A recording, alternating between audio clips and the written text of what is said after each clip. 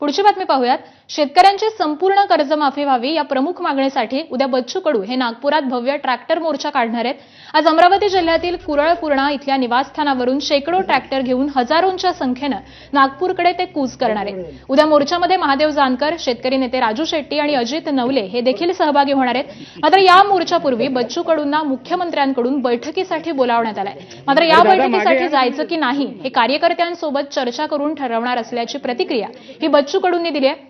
लेखी आश्वासन दिल्याशिवाय मागे हटणार नाही अशी भूमिका बच्चू कडू यांनी स्पष्ट केली आहे।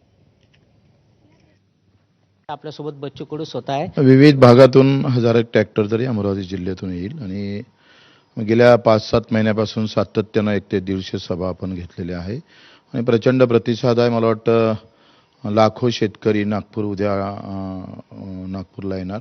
दिव्यांग असेल, मेंढपाळ असेल, मच्छीमार आणि शेतकरी शेतमजूर एकंदरीत आज आम्ही इथून सुरुवात करू आणि वर्धेला मुक्काम करू आणि वर्धेतून उद्या सकाळी नागपूरकडे जाणार। खरं तर या अगोदर सुद्धा एक बैठक आमची मुख्यमंत्र्यांसोबत झाली होती जेव्हा आम्ही रायगडला उपोषणाला बसलो होतो।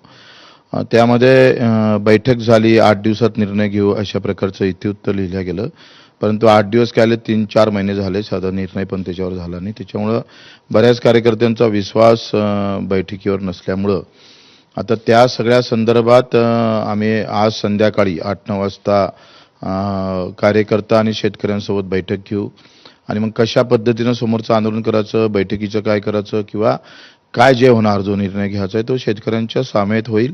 आणि आता लेखी घेतल्याशिवाय, सगळ्यात महत्त्वाचं का लेखी आश्वासन असल्याशिवाय आणि ती ऑन दी स्पॉट असल्याशिवाय आम्ही कुठल्याही प्रकारचं आंदोलन मागे घेतलं जाणार नाही। आंदोलन मजबूतीनं समोर जाईल, अतिशय ताकदीनं आम्ही आंदोलन करू।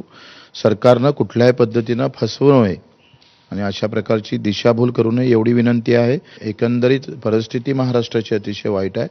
रोज 10 ते 15 आत्महत्या होत असताना त्याचा खेळखंडोबा होऊ नये याची काळजी आम्ही नक्की घेऊ। सरकारने ते घेतली पाहिजे। कॅमेरामॅन अमोल देशमुखचा प्रणय निर्माण, एबीपी माझा।